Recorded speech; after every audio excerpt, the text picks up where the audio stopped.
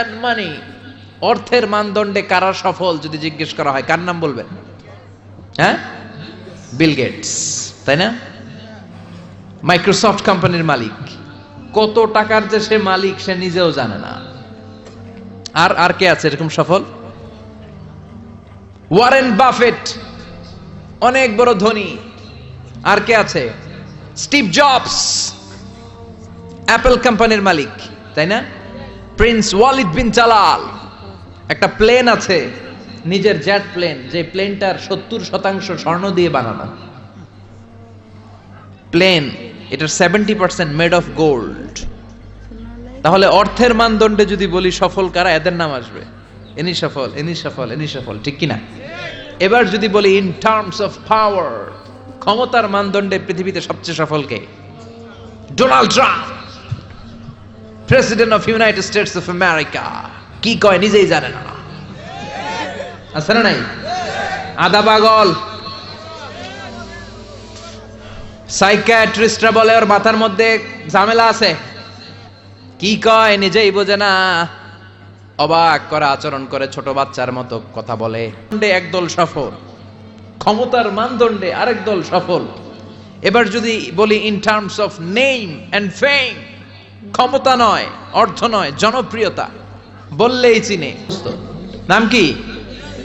মাসিনা বেটা, মেসি। সর্বনাশ, কিয়ামতের আলামত, হুজুরও জানে। কি নাম? নেইমার। আর কি আছে এরকম? রোনাল্ডো। এক নামে চিনে, গোটা বিশ্ব চিনে। বাংলাদেশের জনপ্রিয়তার বিচারে যদি বলি, এক নামে শেখ হাসিনা, সবাই চিনে। হ্যাঁ, খালেদা জিয়া এক নামে চিনে, মাশরাফি বিন মুর্তজা এক নামে চিনে। এখন আর একটা আছে হিরো আলম, আছে না নাই? In terms of name and fame. আল্লামা দেলোয়ার হোসেন সাঈদী, এটা হচ্ছে in terms of name and fame, খ্যাতি, যশ, জনপ্রিয়তা। তার মানে দুনিয়ার বুকে অর্থের মানদণ্ডে কিছু লোক সফল, আবার ক্ষমতার মানদণ্ডে কিছু লোক দুনিয়ার বুকে সফল, আবার জনপ্রিয়তার মানদণ্ডে কিছু নাম বললেই সবাই চিনে। অমিতাভ বচ্চন, শাহরুখ খান, আমির খান, সালমান খান, খয়ার খান, আছে না নাই? তো অর্থের মানদণ্ডে কেউ সেরা সফল, ক্ষমতার মানদণ্ডে কেউ সফল, জনপ্রিয়তার মানদণ্ডে সফল। আল্লাহ বলে আমার কাছে এগুলা মানদণ্ড না।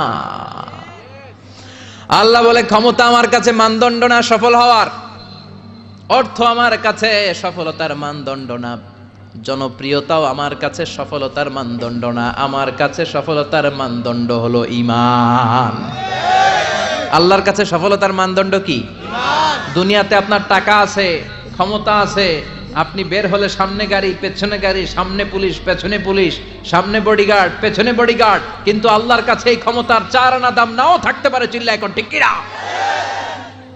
আল্লাহ বলেন ক্ষমতা আমার কাছে সফলতার মানদণ্ড না, অর্থ আমার কাছে সফলতার মানদণ্ড না, জনপ্রিয়তা আমার কাছে সফলতার মানদণ্ড না। আমি আল্লাহর কাছে সফলতার মানদণ্ড হলো ঈমান।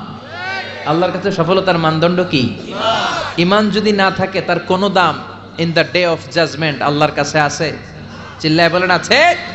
সেজন্য আল্লাহ বললেন ক্বাদ আফলাহাল মুমিনুনাল্লাযীনা হুম ফি সালাতিহিম খাশিউন।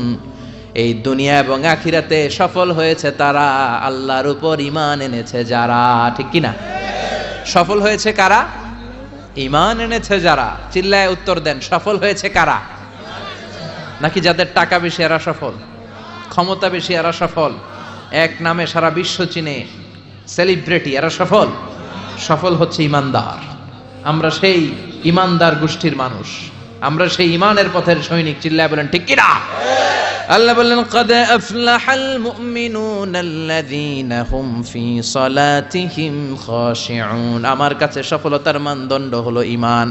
আমার কাছে সফল হলো তারা, ঈমান এনেছে যারা। কিন্তু ঈমানটা আধা আধা মানলে হবে না, পুরাপুরি ঈমান থাকতে হবে। ঠিক কিনা? কেউ যদি বলে কোরআনের আধা মানি না, মুমিন না কাফের? কেউ যদি বলে আমি এই সূরা মানি ওই সূরা মানি না, মুমিন না কাফের? কেউ যদি বলে আমার যেইটা ভাল লাগে, আমার দলের জন্য যেইটা সুবিধা ওইটা মানি, আমার দলের জন্য যেইটা ঝামেলা ওইটা মানি না, এরকম আছে না নাই? মিষ্টি খাওয়ার সুন্নত মানে, মায়ের খাওয়া যে সুন্নত মানে না, আছে না নাই? মিষ্টি মিষ্টি কথা মানে, ঝুঁকি নেওয়া যে সুন্নাত ওইটা মানে না, এরকম আছে না নাই? সুন্নাত নয় শুধু সুমধুর আলাপন, আর সুন্নাত হলো হুঙ্কার গর্জন। ঠিক কি না?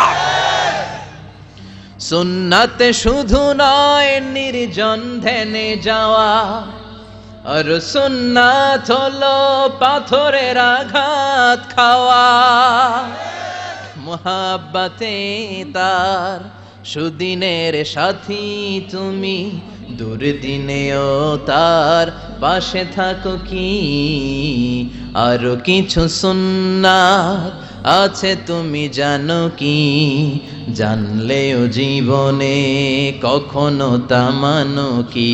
সুন্নাত নয় শুধু দাওয়াতের মেহমান, সুন্নাত নয় শুধু খাওয়া শেষে মধুপান, আরো কিছু সুন্নাত আছে তুমি জানো কি, জানলেও জীবনে কখনো তা মানো কি। চিল্লায় বলেন ঠিক কি না? তার মানে আল্লাহর কাছে সফলতার মানদণ্ড হলো ঈমান, কিন্তু সাধারণ ঈমান নয়, ঈমানটা হতে হবে পূর্ণাঙ্গ ঈমান। কিছু মানলাম না এমন করা যাবে? মানলে পুরোটাই মানতে হবে। কার কথা? চিল্লায় বলেন কথাটা কার? আবার আল্লাহ বললেন ঈমান আনলে নির্ভেজাল ঈমান থাকতে হবে। ওই ঈমানের মধ্যে শিরক থাকলে হবে নাকি? কথা কোন?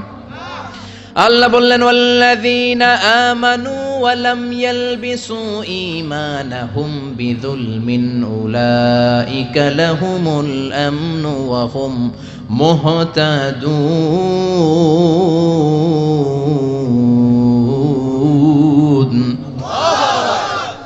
ঈমান আনার পরে ঈমানের সাথে যদি শিরকে তোমরা না মিলাও, তখন তোমাদের ঈমানটা নির্ভেজাল ঈমান হবে। তখন দুনিয়ার জীবনে তোমাদেরকে নিরাপত্তা দিবে কে? আবার হেদায়েত দিয়ে তোমাদেরকে ধন্য করবে কে? তার মানে ঈমান হতে হবে নির্ভেজাল, ঈমানের মধ্যে শিরক থাকলে হবে? কথা কন। আল্লাহ সব মাফ করে, শিরক মাফ করে? করে না। আপনি কিয়ামতের দিন পাহাড় পরিমাণ গুনাহ নিয়ে আল্লাহর সামনে হাজির হয়েছেন, কিন্তু এই গুনার মধ্যে শিরকের গুনাহ নাই। আল্লাহ বললেন তাহলে আমি পাহাড় পরিমাণ দয়া নিয়ে তোর কাছে হাজির হয়ে যাব। আবার আমরা যখন নামাজে দাঁড়াই, আল্লাহ বললেন ওযু করলি ভালো কথা, মসজিদে ঢুকলি ভালো কথা, নামাজের কাতারেও দাঁড়ালি ভালো কথা, কিন্তু আগে বল শিরকের সাথে সম্পর্ক আছে নাকি? আমরা বলি ওয়াজ্জাহাতু ওয়াজহিয়া লিল্লাযী ফাতারাস সামাওয়াতি ওয়াল আরদা হানিফান ওয়া মা আনা মিনাল মুশরিকিন। আমরা নামাজের শুরুতে ঘোষণা দেই আল্লাহ ওমা আনা মিনাল, আল্লাহ আমরা শিরক করি না, শিরকের সাথে আমাদের কোনো সম্পর্ক। আবার যখন হজ করতে যাই, লক্ষ লক্ষ হাজি সাহেবান আরাফাতের ময়দানে কাঁদে, আল্লাহর কাছে ডাকে, আল্লাহরে ডাকতে থাকে। আল্লাহ বলে ডাকাডাকি পরে কর, হজ পরে কর, আগে বল শিরক করস নাকি। তখন সবাই ঘোষণা দেয় লাব্বাইক আল্লাহুম্মা লাব্বাইক, লাব্বাইক লা শারীকা লাক লাব্বাইক, আল্লাহ আপনার সাথে শরীক করি না। এই ঘোষণা দেওয়ার পরে এরপরে হজ কবুল হয়, এরপরে সালাত কবুল হয়। তাহলে ঈমান হতে হলে এটা নির্ভেজাল ঈমান হতে হবে। ওই ঈমানের সাথে শিরকের কোনো ছোঁয়া, কোনো ছিটে ফোঁটা সেখানে থাকতে পারবে।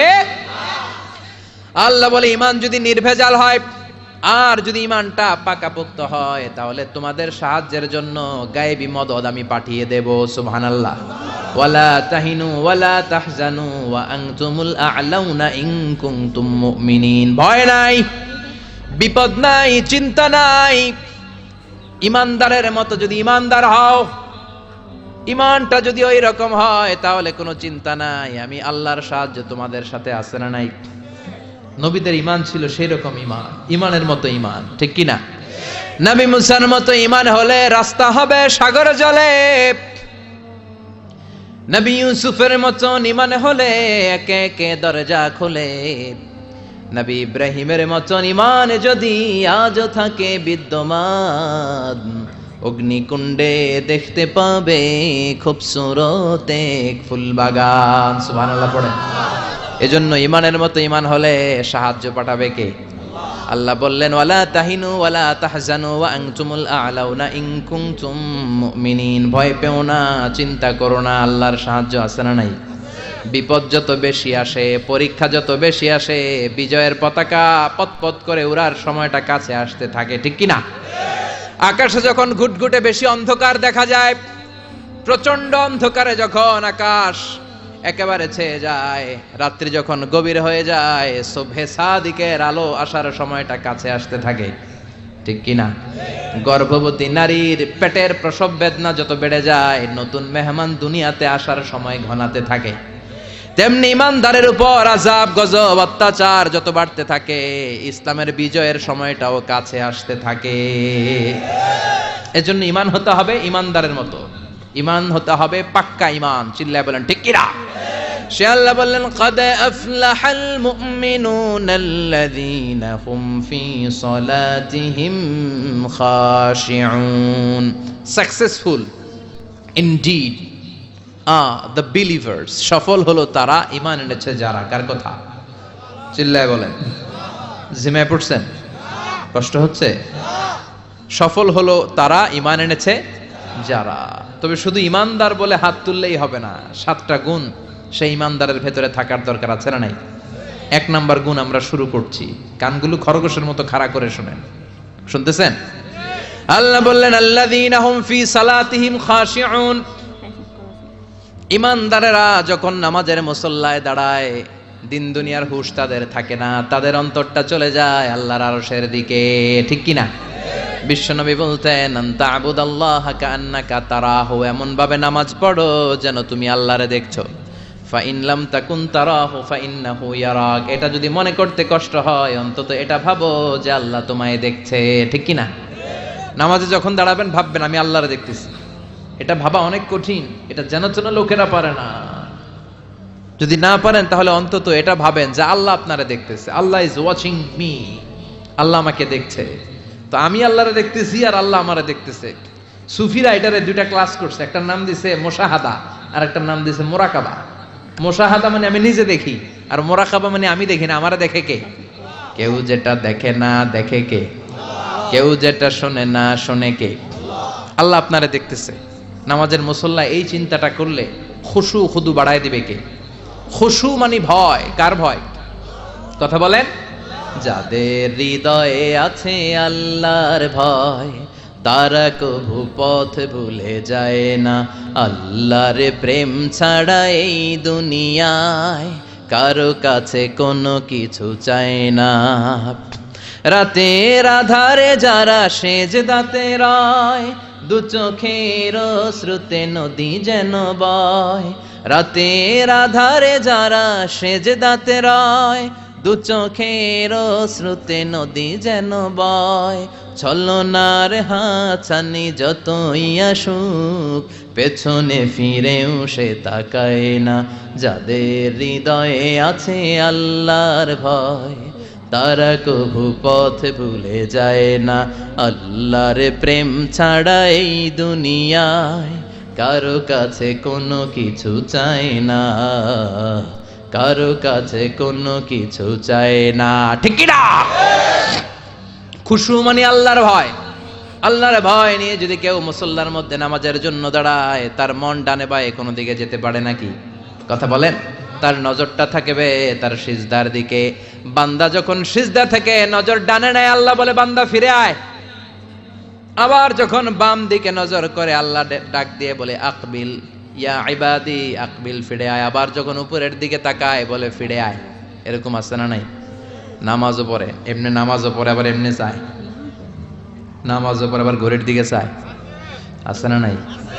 না, আল্লাহ বলে আকবিল, বান্দা ফিরে আয়, ফিরে আয়, তাকাবি তো সেজদার দিকে। 3বার নজর ডানে বায়ে যখন ঘোরানো হলো, 3বারও যখন নজর ফিরায় না, আল্লাহ তখন ডেকে বলে লা হাজাত আলি লা সলাতিক, এই নামাজের কোনো দরকার আমার নাই।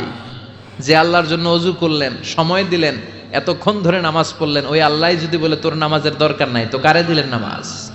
এজন্য নামাজের মধ্যে তাড়াহুড়ো করা যাবে? খুশু খুদু, খুশু মানে আল্লাহর ভয়। নামাজে যখন দাঁড়াবেন শুধু নিজেরাই মুসল্লি বানাবেন না, মনটারেও মুসল্লি বানাবেন। আমরা শুধু নিজেরা নামাজি হই, মনটারে নামাজি বানাই না। আমি ঠিকই আল্লাহু আকবার, মন চলে গেছে সৌদি আরব, মন চলে গেছে হিন্দি সিনেমার দিকে, মন চলে গেছে দোকানের দিকে, মন চলে গেছে ক্রিকেট খেলায়। আছে না নাই?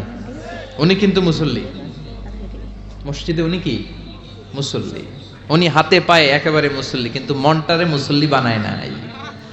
এজন্য মনটারেও নামাজি বানাতে হবে। আমরা বলি মনটারে কাজ দেন, মনটারে কখনো অলস বসে থাকতে দেয়া যায় না। আপনিও মুসল্লি হবেন, মনটারেও মুসল্লি বানাতে হবে, তা না হলে মন ডানে বায়ে ঘুরবে। মনের আরবি হচ্ছে কলব। কলব মানে যেটা নাড়াচাড়া করে, এটা এখন এদিকে, পরে ঢাকায়, এরপরে সৌদি আরব, এরপরে আমেরিকা। এটার পাসপোর্টও লাগে না, ভিসাও লাগে না, এটা খালি দৌড়ায়, ঠিক কিনা? এজন্য মনটারে নামাজি বানানোর দরকার আছে না নাই? এজন্য আল্লাহ বললেন কদ আফলাহাল মুমিনুনাল্লাযীনা হুম ফি সালাতিহিম খাশিউন। মুমিন বান্দাদের প্রথম গুণাবলী হলো মুমিন বান্দারা যখন নামাজে পড়ে মনটারে নিয়ে নামাজ পড়ে, নিজেও নামাজি মনটাও নামাজি, ঠিক কি না? আমাদের অনেকের নামাজে মন বসে না। আমাদের অনেকে বলে হুজুর নামাজে দাঁড়ালে মন সাথে থাকে না, নামাজে শুধু ভুল হয়, সূরা যে কয়বার পড়ে নিজেও জানি না। এরকম আছে না নাই? এদিকে ওদিকে চলে যায়। এখন মনটারে কিভাবে আপনি এক জায়গায় আনবেন, কনসেন্ট্রেট করবেন কিভাবে? বিশ্বনবী একবার মসজিদে ঢুকে দেখলেন এক সাহাবী নামাজ পড়তেছে, আল্লাহু আকবার, নামাজের মধ্যে এরকম করতেছে। এরকম করে না অনেকে? নামাজে পরে দাড়িও টানে, দাড়িও চুলকে, আছে না নাই? নামাজ পরে জামাও সোজা করে, নামাজ পরে দাড়িও টানে। বিশ্বনবী বললেন লাউ খাশাআত কলবুহু লা খাশাআত জাওয়ারিহুহু। এর অন্তরে যদি আল্লাহর ভয় থাকতো তাহলে এর অঙ্গ প্রত্যঙ্গের মধ্যেও এই ভয়ের ইম্প্যাক্ট পড়তো। এই সাহাবীর অন্তরে আল্লাহর ভয় নাই, খুশু নাই, এজন্য হাতে পায়ের মধ্যেও খুশু নাই। হাত একবার এদিকে নড়ে, আরেকবার ওদিকে নড়ে। আমাদের এরকম সমস্যা আছে না নাই?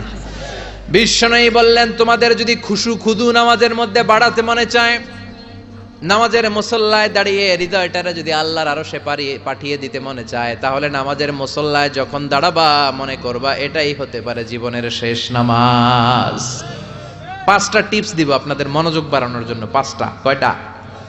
নামাজে মনোযোগায়ন কিভাবে করবেন 5টা টিপস খেয়াল করে রাখেন, কিভাবে নামাজের মনোযোগ বৃদ্ধি করবেন। টিপস নাম্বার 1, সল্লু সলাতান মুআদ্দিয়া, বিদায়ী নামাজ পড়বেন।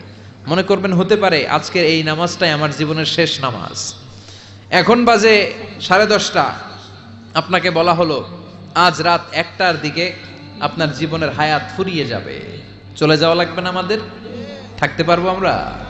চলে যাওয়া লাগবে। রাত 1টায় মালাকুল মউত চলে এসে রূহ কবজ করে নিয়ে যাবে। আর 1.5 ঘন্টা আপনার হাতে সময়। এই 1.5 ঘন্টায় আপনি নামাজ রোজা যা পারেন করে নেন। আপনার হুঁশ থাকবে? কথা কন। 1.5 ঘন্টা পরে আপনার মরণ। আপনি তাড়াতাড়ি করে ওযু করে আসবেন, যায় নামাজে দাঁড়াবেন, মনে মনে ভাববেন আজকে জনমের মতো মাফ চামু আল্লাহর কাছে, আকাম কুকাম যা করছি সব কাইন্দা একেবারে মাফ করায় ফেলাম আল্লাহর কাছে, ঠিক কি না? সেদিন আপনি ওযু করবেন চমৎকার ভাবে পাঞ্জাবিটা পরে, আতর মেখে, টুপিটা পরে মুসল্লার মধ্যে দাঁড়িয়ে আল্লাহু আকবার বলে নামাজ শুরু করবেন। ওই দিনের নামাজে আপনার কোনো তাড়াহুড়ো নাই। আছে? আজীবন তাড়াহুড়ো করছেন, কিন্তু ওই দিন আপনার তাড়াহুড়ো নাই। ওই দিনের রুকুটা আপনার জীবনের শ্রেষ্ঠতম রুকু হয়ে যাবে। ওই দিনের সেজদাটা আপনার জীবনের শ্রেষ্ঠতম সেজদা হয়ে যাবে। ওই দিন আপনি সেজদায় পড়ে চোখের পানি দিয়ে জায়নামাজ ভিজিয়ে দিবেন না? কথা বলেন, দেবেন না? এর কারণ আপনি জেনে গেছেন এটাই আপনার জীবনের শেষ নামাজ, ঠিক কি না? তো এই যে প্রত্যেক নামাজের সময় মসজিদে যে আল্লাহু আকবার বলে যে দাঁড়াই, এই নামাজের পরে আবার কোনো নামাজের চান্স আমি জীবনে পাবো কিনা কোনো গ্যারান্টি আছে? চিল্লায় বলতে হবে, গ্যারান্টি আছে? আরো 30 মিনিট আমরা সবাই বেঁচে থাকবো, গ্যারান্টি? আরো 10 মিনিট বাঁচবো, গ্যারান্টি? শ্বাস যেটা ভিতরে নিলাম ফেলতে পারবো, কোনো গ্যারান্টি আছে?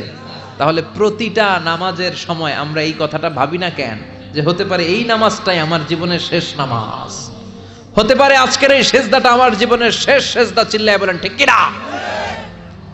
বিশ্বনবী শিখায় দিলেন মনোযোগায়নের প্রথম পদ্ধতি। নামাজে মনোযোগ থাকে না, মনোযোগ যদি বাড়াতে চাও ভাবো এটাই হতে পারে জীবনের শেষ নামাজ। সল্লু সালাতান মুআদ্দিয়া, পারফর্ম দ্য সালাহ as if this is your last and final prayer. এমন ভাবে নামাজ পড়ো মনে করো এটাই হতে পারে জীবনের শেষ নামাজ। আজকে থেকে প্রত্যেকবার আল্লাহু আকবার বলার সময় এটা ভাবতে পারবো না আমরা? যে হতে পারে এই নামাজটা আমার শেষ নামাজ। এই চিন্তাটা মাথার মধ্যে রাখার দরকার আছে না নাই? সাইয়েদনা আলী রাদিয়াল্লাহু তাআলা আনহু উনি যখন নামাজে দাঁড়াতেন দিন দুনিয়ার হুঁশ থাকতো না। উনার পায়ের মধ্যে জিহাদের ময়দানে তীর ঢুকেছে, তীর বের করতে গেলেই চিৎকার মারে, কাউরে তীর ধরতে দেয় না। বিশ্বনবী বললেন, বেলাল আকিমিস সালাহ, নামাজের একামত দাও। নামাজ শুরু করার আগে এক সাহাবীরে বললেন, নামাজের মাঝখান দিয়ে যে তুমি আলীর পা থেকে টেনে তীর বের করবে, কারণ আমি জানি আমার মেয়ের জামাই আলী যখন নামাজের যায়, নামাজে দাঁড়ায়, দিন দুনিয়ার কোনো হুঁশ আলীর আর থাকে না। একামত হলো আল্লাহু আকবার, আল্লাহু আকবার। বিশ্বনবী নামাজ শুরু করলেন, রুকু দিলেন, সিজদা দিলেন। দ্বিতীয় রাকাতের জন্য যখন দাঁড়ালেন, বিশ্বনবীর কথা মতো এই সাহাবী যে কাতারের মাঝখানে সাইয়েদনা আলীর পা থেকে গায়ে যত জোর ছিল টান মেরে তীর বের করেছে, ফিনকে দিয়ে রক্ত বের হয়েছে। সাইয়েদনা আলী মুহূর্তের জন্য টের পায় নাই। নামাজ শেষ, সালাম ফিরালেন, তাকিয়ে দেখে পায়ে তীর নাই, চারদিকে শুধু রক্তের বন্যা। বিশ্বনবী বললেন, ও আলী, চিন্তা করো না, আমার কথা মতো এক সাহাবী তোমার পা থেকে তীর বের করেছে। আমি জানি যখন তুমি নামাজের মুসল্লায় দাঁড়িয়ে যাও, তোমার মনটা দুনিয়ায় থাকে না, তোমার মনটা আল্লাহর আরশের দিকে চলে যায়।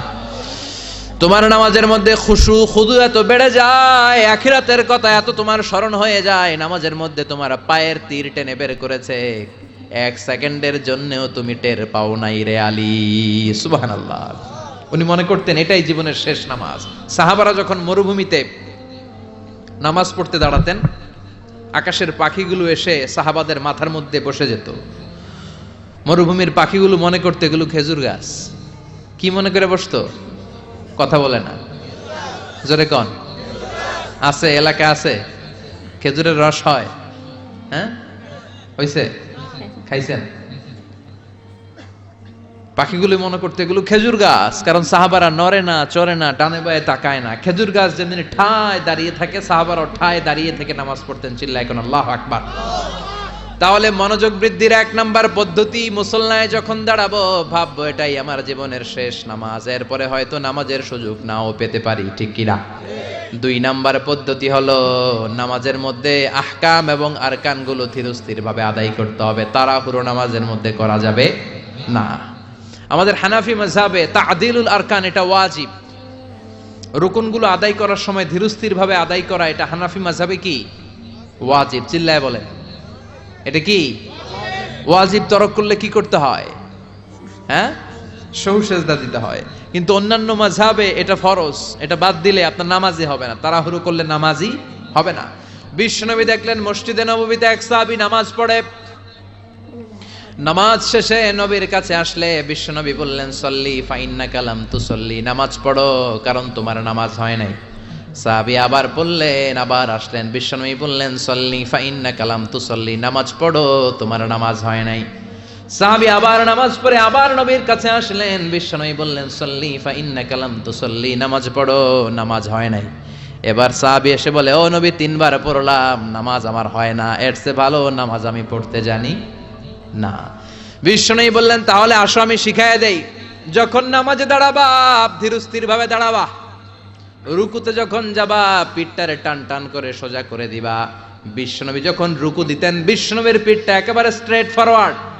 সাহাবারা বলতেন, বিশ্বনবীর রুকু দেওয়া পিঠের উপরে যদি পানি ভর্তি একটা গ্লাস রেখে দেওয়া হয়, পানিগুলা কাঁপবে না, গ্লাসটাও পড়বে না। সুবহানাল্লাহ। তার মানে বিশ্বনবীর রুকুর পিঠটা কেমন ছিল? Straight forward. বিশ্বনবী বলেন, রুকু থেকে দাঁড়াবা ধীরস্থির ভাবে দাঁড়াও, আবার সেজদায় গেলে ধীরস্থির ভাবে যাও। আমাদের দেশে অনেকে রুকু থেকে কোন রকম মাথাটা তুলে আবার সেজদায় দৌড় মারে, আছে না নাই? লক্ষ্মীপুরে নাই, এদিকেও আছে। দুই সেজদার মাঝখানে ধীরস্থির ভাবে বসা হচ্ছে ওয়াজিব। অনেকে এক সেজদা থেকে কোন রকম মাথাটা একটু উপরের দিকে উঠিয়ে আরেক সেজদায় মুরগির মতো ঠোকর মারে, এরকম তো এদিকে নাই না? আবার অনেকে ইমাম সাহেবের আগে দৌড় মারে, আছে না নাই? ইমাম সাহেব সামি আল্লাহু লিমান হামিদা বলে দাঁড়াইছে, ওনার আর সহ্য হয় না, উনি আগে সেজদা দিবে, কিন্তু ইমামের আগেও যাইতে পারে না, মাঝখানে যাই হ্যাং হয়ে থাকে, আছে না নাই? মোবাইল মাঝে মাঝে হ্যাং হয় না, মানে সামনেও যায় না পিছনেও যায় না, তো ওনারাও ইমামের আগে সেজদায় যাবে তো ইমাম যাইতে পারে না, উনিও যেতে পারে না, মাঝ অবস্থায় যায় কি হয়? হ্যাং। হ্যাং হইবেন আপনারা? হ্যাং হওয়া যাবে না। তাহলে মনোযোগ বাড়ানোর 2 নাম্বার পদ্ধতি হচ্ছে কি করবেন? ধীরস্থির ভাবে। There is no rushing in সালাহ, there is no hastiness in সালাহ। নামাজের মধ্যে কোনো তাড়াহুড়ো নাই। তাড়াহুড়ো করলে এটা নামাজ হয় না। এমনকি নামাজের দিকে বিশ্বনবী তাড়াহুড়ো করে যেতেও নিষেধ করেছেন। ইদা উকিমাতিস সালাহ, নামাজ যখন শুরু হয়ে যাবে ধীরস্থির ভাবে যাবেন, তাড়াহুড়ো করে যাওয়া যাবে না। 3 নাম্বার পদ্ধতি, জামাতে পড়বেন। তাহলে মনোযোগ বাড়ায় দিবে কে? বিশ্বনবী বলেন সালাতুল জামাআত আফদলু সালাতাল ফাজরি বি 27 দারাজা। একা একা নামাজ পড়লে যতটুকু সওয়াব হয়, জামাতে নামাজ পড়লে 27 গুণ বেশি সওয়াব হয়।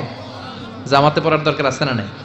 জামাতে পড়লে আর মনোযোগ এদিক সেদিক যায় না। সবাই আল্লাহু আকবার, আমি আল্লাহু আকবার, সবাই আসসালামু আলাইকুম ওয়া রাহমাতুল্লাহ, আমি আসসালামু আলাইকুম ওয়া রাহমাতুল্লাহ। মন আমার এদিক সেদিক যাওয়ার সুযোগ আছে? কম, ঠিক কি না? 4 নাম্বার, নামাজে যা বলেন অর্থ বোঝার চেষ্টা করেন। আমরা সালাতে যেটা বলি এটার অর্থ বুঝি না। আমরা প্রতিদিন বলি আলহামদুলিল্লাহি রাব্বিল আর রহমানির মালিকি, আবার বলি সামি আল্লাহু লিমান হামিদা, কি কইলাম বুঝি নাই। সুবহান রাব্বিয়াল আলা মানে কি জানি না। আত-তাহিয়াত লিল্লাহি ওয়াস সালাওয়াত ওয়াত তাইয়্যিবাত অর্থ কি জানি না। এজন্য সালাতে যা বলেন এটা বুঝে বুঝে বলার চেষ্টা করেন। অ্যাট লিস্ট সালাতে যেটা আপনি পড়েন এটার অর্থটা শেখার চেষ্টা করেন। তাহলে বললে হৃদয়ের মধ্যে টাচ লাগবে, অন্তরে দরদ লাগবে, চিৎকার করে বলেন ঠিক কি না। 5 নাম্বার পদ্ধতি, নামাজের মধ্যে যে সুন্নাতগুলো আছে সুন্নাতগুলো আদায় করবেন। তাহলে নামাজের মধ্যে মনোযোগ বাড়ায়া দিবে কে? হাত তোলা সুন্নাত তোলেন। রফউল ইয়াদাইন যদি করেন, অভ্যাস যদি থাকে, বারবার হাত তোলা তুলেন, প্রতিবার তুললে 10টা করে সওয়াব। আমিন বলবেন, যেই মসজিদে জোরে জোরে বলেন, আস্তে তো আস্তে বলেন, কিন্তু বইলেন, বলার দরকার আছে না নাই?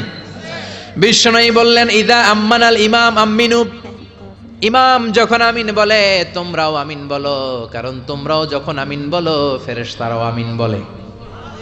তোমাদের আমিন ফেরেশতাদের আমিন যখন মিলে যায় তোমাদের জীবনের সব গুনাহ মাফ করে দেয় কে? এজন্য আমিন জোরে কোন বাস্তে কোন বলবেন, এটা ছাড়বেন না। তাশাহুদের মধ্যে আঙ্গুল তুলবেন, হয় নাড়াবেন নয় তুলে রাখবেন, এটা সুন্নাহ। আশাদ্দু আলা শাইতান মিনাল হাদিদ, শয়তান রে লোহা দিয়ে পিটাইলে যত কষ্ট পায়, তাশাহুদে বসে এই আঙ্গুলটা নাড়ালে এর চেয়ে বেশি কষ্ট পায়। সুবহানাল্লাহ কইবেন না? এজন্য মুরাআতুস সুনান, সুন্নাতগুলো মানার চেষ্টা করেন। সালাতে মনোযোগ বাড়ায় দিবে কে? এজন্য আল্লাহ বললেন কাদ আফলাহাল মুমিনুনাল্লাযীনা হুম ফি সালাতিহিম খাশিউন, সফল হলো তারা ঈমান এনেছে যারা। আর ঈমানদারের প্রথম বৈশিষ্ট্য আল্লাযীনা হুম ফি সালাতিহিম খাশিউন, নামাজের মধ্যে মুসল্লির অন্তরে ভয় থাকবে কার? মনে থাকবে? খুশু খুদু, এটার বলে হুজুরুল কলব, অন্তরটারে ধরে রাখতে হবে। 2 নম্বর আল্লাহ বললেন ওয়াল্লাযীনা হুম আনিল লাগবি মুরিদুন, মুমিন বান্দার 2 নম্বর গুণ অনর্থক কাজ থেকে তারা দূরে থাকে। অনর্থক কোনো বিষয়ের দিকে মুমিন কখনো যায়, লাগবুন মানে অনর্থক বিষয়, মুরিদুন তারা মুখ ফিরিয়ে নেয়। অনর্থক কোনো কাজে মুমিন যায়, যেই কাজে সওয়াব নাই ওই কাজ মুমিন করে, যেই কাজে গুনাহ হয় ওই কাজে যাওয়া যাবে? কথা বলেন। মুমিন যাবে ওই কাজে যেই কাজ করলে মানবতার কল্যাণ আছে না নাই? মুমিন করবে ওই কাজ যেই কাজ করলে আমলনামাটারে সওয়াব দিয়ে পূর্ণ করে দিবে কে? এজন্য বিশ্বনবী বলতেন মিন হুসনি ইসলামিল মারই তারকুহু মা লা ইয়ানি, ব্যক্তির ইসলামের সৌন্দর্য হলো ব্যক্তি তার জীবন থেকে অনর্থক সব কাজ বের করে দিবে। যাই করবেন অর্থবোধক হইতে হবে। অনর্থক কোনো কাজ করা যাবে? কথা কন। আপনি যেটা বলবেন এটার যেন অর্থ থাকে, আপনি যেটা করবেন এটার যেন অর্থ থাকে। আপনি যে অর্থটা খরচ করবেন, সম্পদ খরচ করবেন, এটাও অনর্থক অপ্রয়োজনে খরচ করা যাবে? অপ্রয়োজনে কোনো কাজ করা যাবে? কারণ মুমিন জানে মুমিনের মুখ দিয়ে যেটাই বের হয় এটা লেখার জন্য ফেরেশতা আছে না নাই? কিরামান কাতিবিনা ইয়ালামুনা মা তাফআলুন,